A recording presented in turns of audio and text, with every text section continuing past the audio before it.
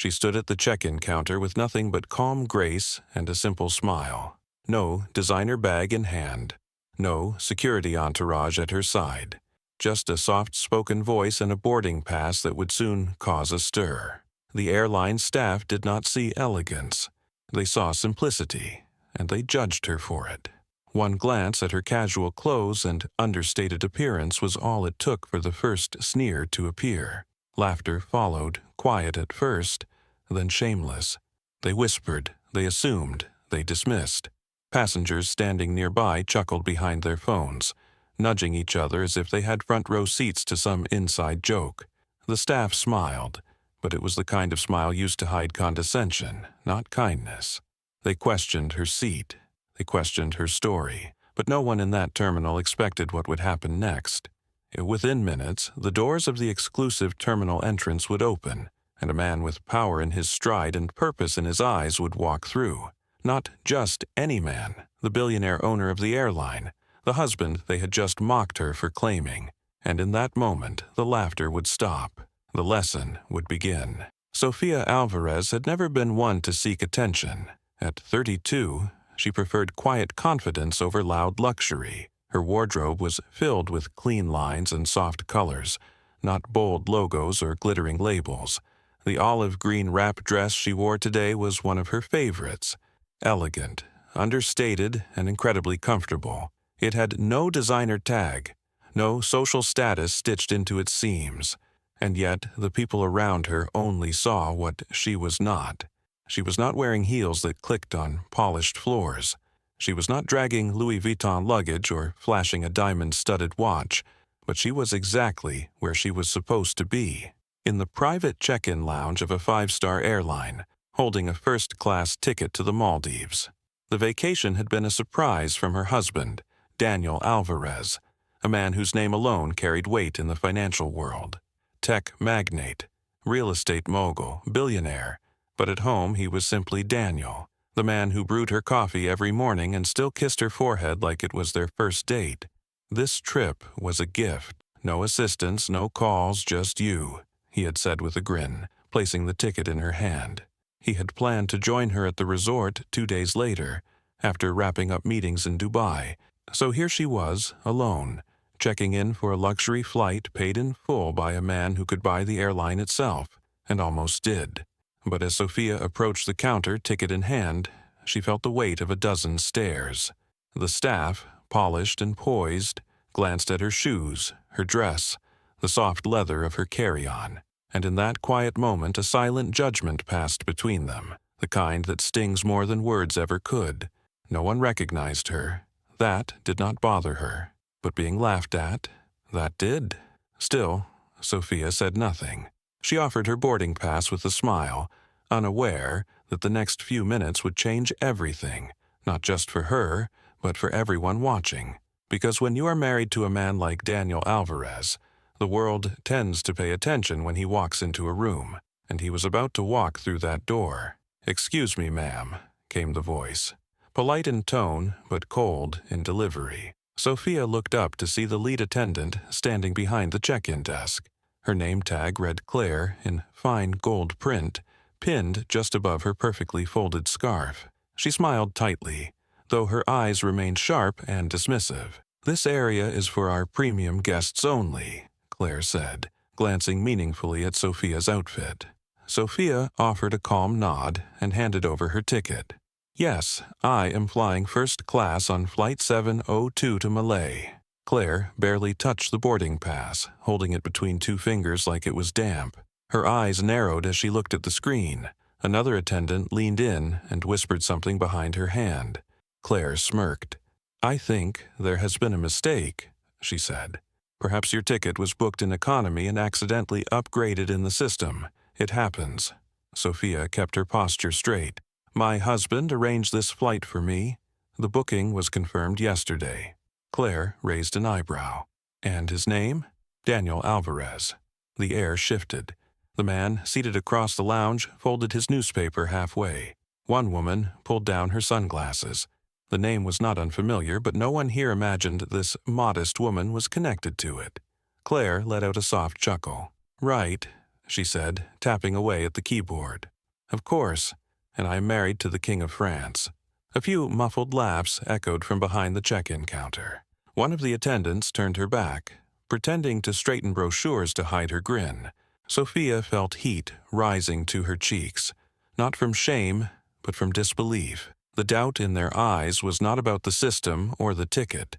It was about her, what she wore, how she carried herself, and how she clearly did not look the part. Another staff member, a young man named Ryan, approached with hesitant steps. He had been standing off to the side but clearly overheard everything. "Excuse me, Claire," he said quietly. "I think I can assist."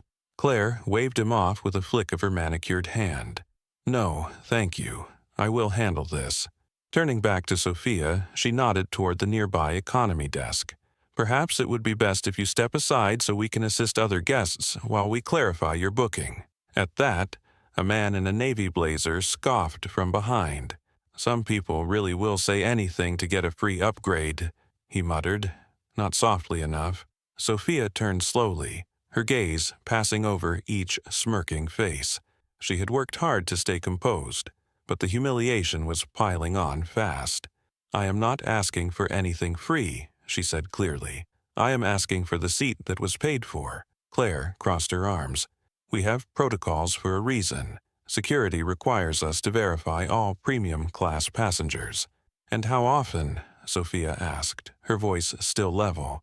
"Do you question men in T-shirts and sneakers holding first-class tickets?" Claire blinked. The question hung in the air, unanswered. Sophia sighed and stepped back. She could have called Daniel. One message, and this scene would reverse itself in seconds. But why should she need a man's name to be taken seriously? Let them laugh. Let them look. Let them learn. Because within minutes, that glass door across the lounge would open. And when it did, everything, every smirk, every whisper, every assumption would come crashing down. And the people who laughed would not be laughing for much longer. The sliding glass doors at the far end of the private terminal opened with a whisper. A hush fell over the room, so sudden it felt like someone had pressed pause on reality. Even Claire, mid-sentence with another guest, stopped speaking. "To the management of this terminal," he said, addressing the room, "I will be reviewing your staffing policies immediately, because if your definition of service includes mocking paying passengers, then this place has bigger problems than just one embarrassed woman." Claire stood frozen, her arms stiff by her sides, face drained of color. "And as for you," Daniel said to her, "I suggest you spend less time judging people and more time remembering what your uniform is supposed to represent. Respect." He turned to Ryan. "You, however, showed integrity. My office will be in touch." With that, Daniel gently guided Sophia toward the private lounge. The silence in their wake was louder than the laughter had ever been, and just like that, the power had shifted. What had begun as quiet humiliation had ended in a lesson the entire room would not forget. The rest of the check-in process went by in silence. Claire stepped aside without another word, her hands trembling slightly as she fumbled with the system, pretending to work while avoiding everyone's eyes. No more smirks, no more whispers, just the cold weight of consequences beginning to settle around her. Sophia did not gloat. She did not raise her voice or shoot back a clever remark. She simply accepted her passport and boarding pass from the trembling staff with a polite nod and a quiet, "Thank you." That single moment carried more power than any argument ever could. Daniel remained by her side, not as a shield, but as a silent reminder of who she was, not because of him, but because of herself. He leaned in gently. "I am proud of how you handled that." Sophia gave a faint smile. "I am used to it. I just never thought I would face that kind of judgment in a place I once respected." They made their way through the terminal, bypassing stares that had now turned from judgment to quiet admiration, or perhaps shame. As they entered the private jetway, Ryan, the young attendant, jogged up behind them. "Mrs. Alvarez, I just wanted to say I'm sorry for how they treated you." Sophia looked at him warmly. "You did not join them. That says enough." Daniel nodded at him. "Expect a call. There's a place for people like you in our company." Ryan's eyes widened. "Thank you, sir, really." Back in the terminal, the whispers continued. But they sounded different now. They were not filled with mockery or skepticism. They were filled with realization. And Claire, she remained at the counter, her smile gone, her posture wilted, replaying the last 15 minutes in her mind.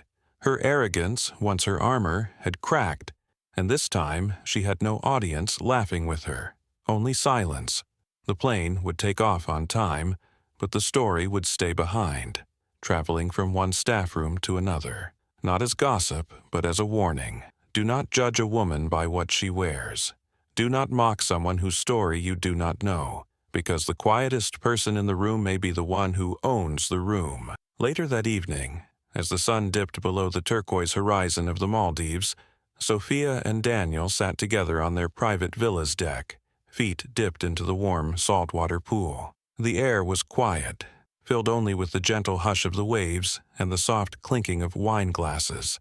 Sophia stared out at the ocean. "You know," she said, "I used to think I had to prove myself, that if I dressed the part, people would treat me differently. But now, I do not want to change who I am to make others comfortable." Daniel smiled, brushing a strand of hair from her face. "And you never should. Respect is not something earned by a price tag. It is something we owe each other. Always." She nodded. "I think today reminded me of that. Loudly. And for everyone back at that terminal, it was a reminder too, that dignity is not something you can measure by clothing or jewelry. It is how you carry yourself when others try to tear you down. And true power? It is using your position not to crush, but to correct, with grace. If you have ever been misjudged based on your appearance, background, or how you speak, you are not alone. Tell us in the comments. Have you ever experienced something like this, or seen someone else go through it?